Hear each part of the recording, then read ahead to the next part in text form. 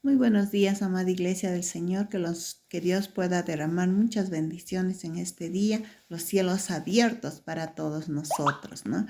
Y prosiguiendo con los devocionales, hoy me toca compartir Éxodo capítulo 18. Y como vamos a ver, algo cambia, ¿no? En la historia de, de Moisés, ¿no?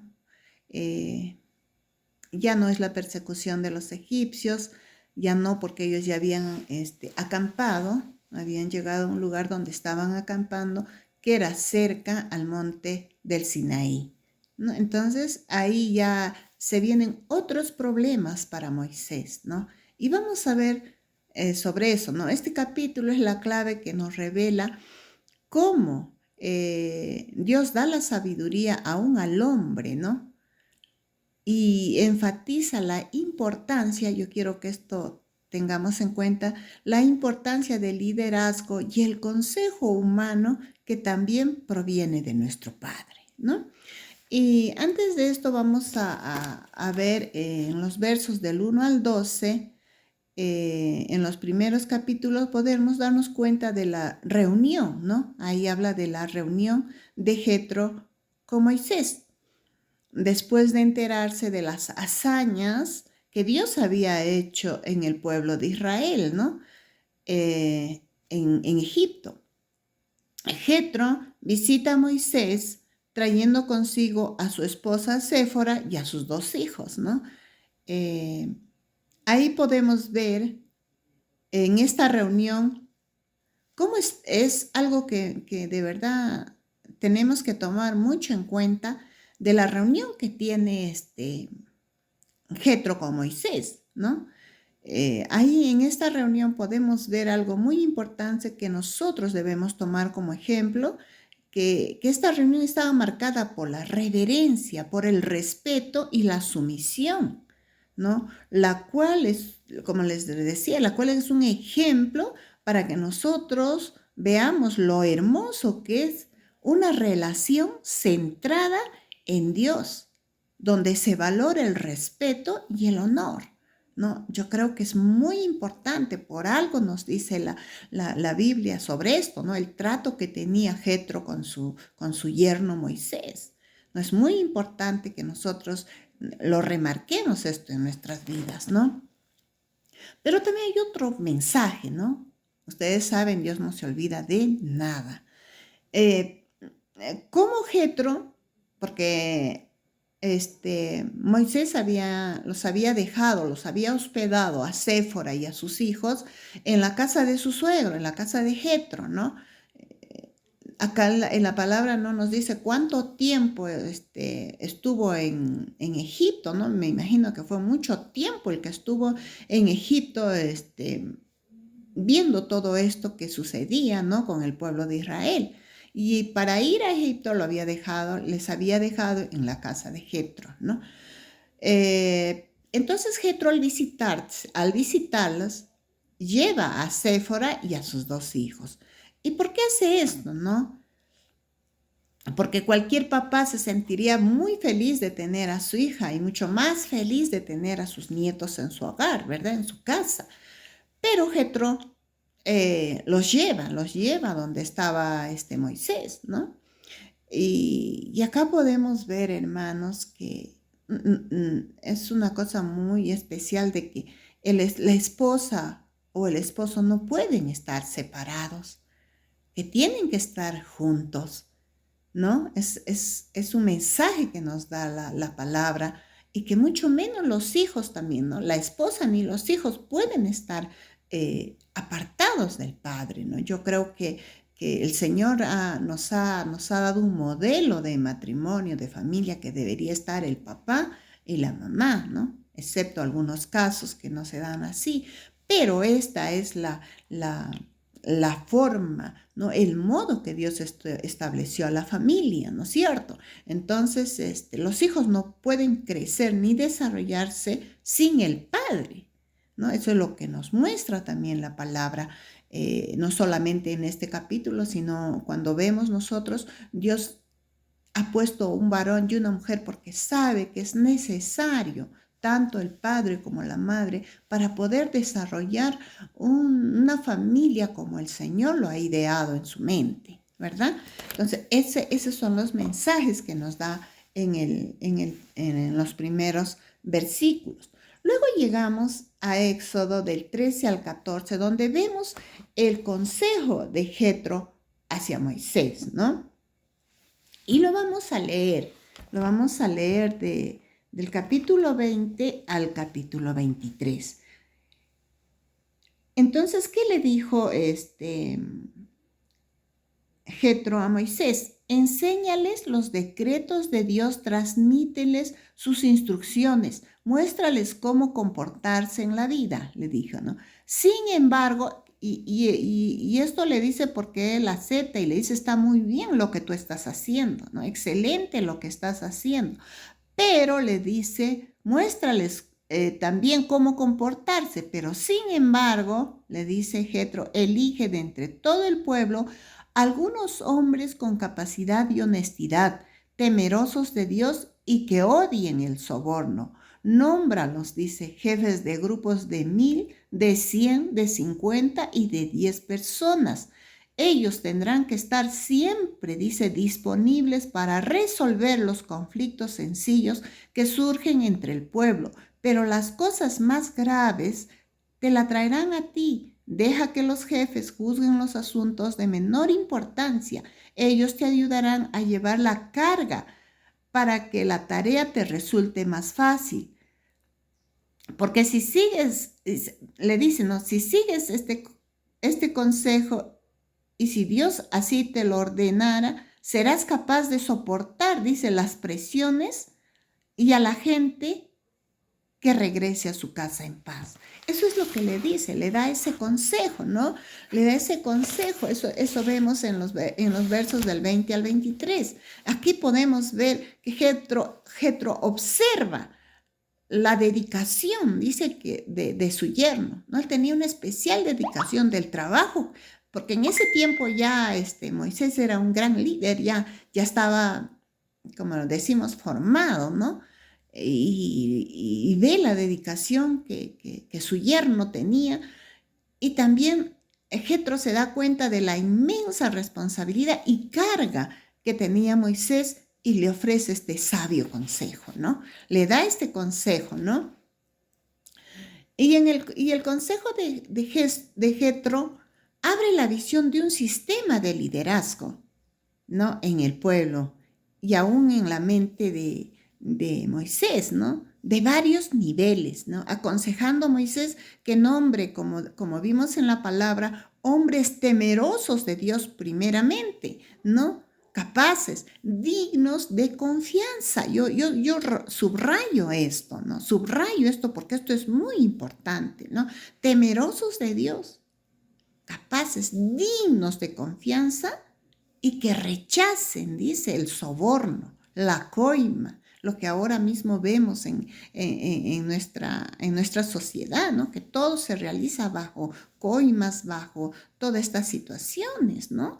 Entonces le dice que rechacen y odien el soborno, ¿no? Y yo creo que el soborno no solamente se trata de dinero, sino de muchas cosas más, ¿no? Entonces, ese es el consejo que Jetro le da a Moisés, ¿no? ¿Y qué es lo que alienta el consejo de Jetro, ¿no? La delegación de liderazgo. ¿Qué quiere decir delegación? Es dar, es poder delegar, ¿no? Tareas, funciones a personas, para que él solo nos esté cargando, delegar, ¿no? Y no serlo solo él, ¿no? Y ese es un sistema, como les digo, de liderazgo que da a Jetro de varios niveles, ¿no? Para supervisar, dice, a miles, centenas, 50 y decenas, ¿no? Un liderazgo de mucha importancia y de gente decidida a un trabajo no eficaz, en un trabajo que ellos estén dispuestos a hacerlo, ¿no? Entonces, ese es el consejo que le da Jetro a Moisés. Y en el verso 24 podemos leer lo que dice, ¿no? En el verso 24, ay, discúlpenme, no veo, mis lentes me olvidé. En el verso 24, en el verso 24, ya podemos ver, ¿no? 23, 24. Pero el Señor dijo, ay, perdón, me estoy confundiendo, ¿no? Vamos a proseguir. En este último capítulo muestra una vez más la humildad, y eso también remarquemos, ¿no? La humildad y sabiduría de Moisés, ¿no? ¿Qué hace Moisés? Y eso nosotros tenemos que tomarlo. ¿Qué hace Moisés? Moisés escucha, ¿no? Escucha, acepta y aplica.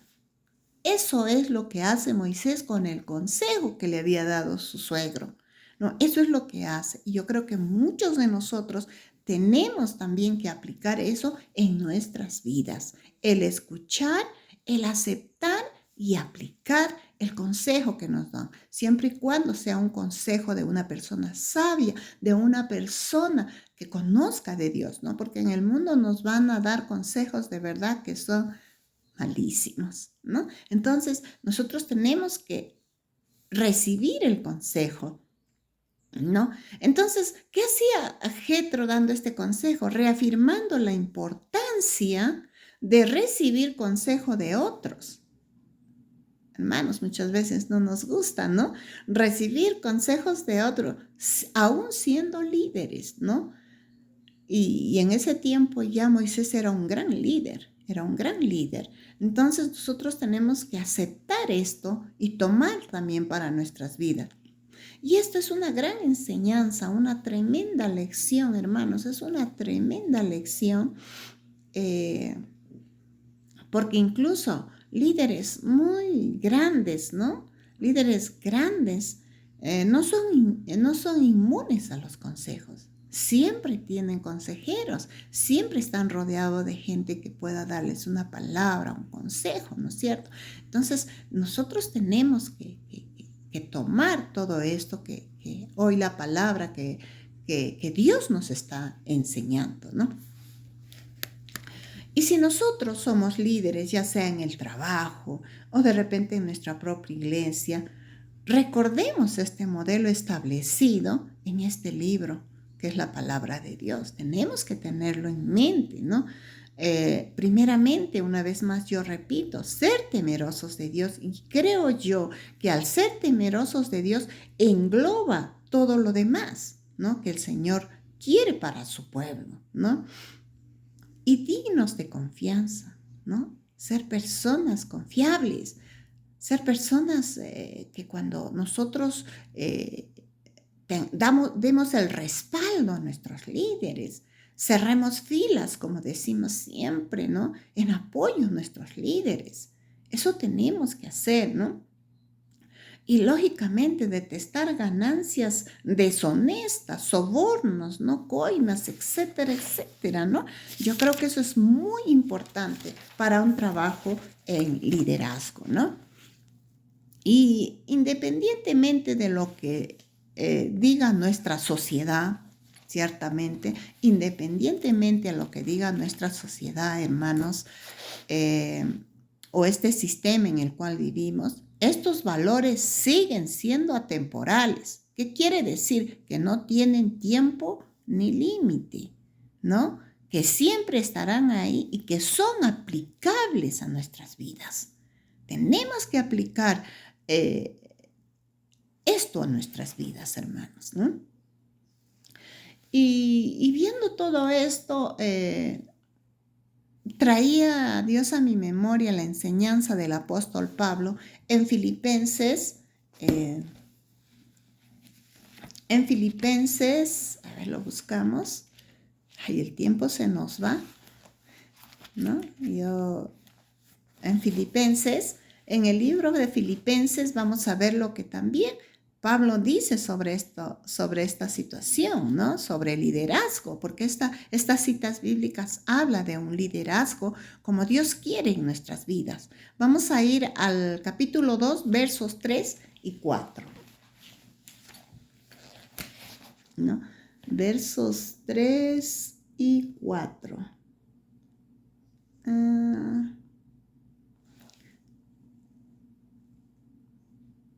Acá está.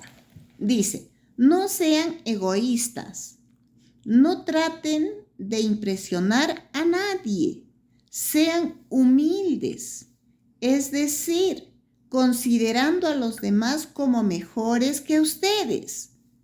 No se ocupen solo de sus propios intereses, ¿no? Sino también procuren interesarse por los demás.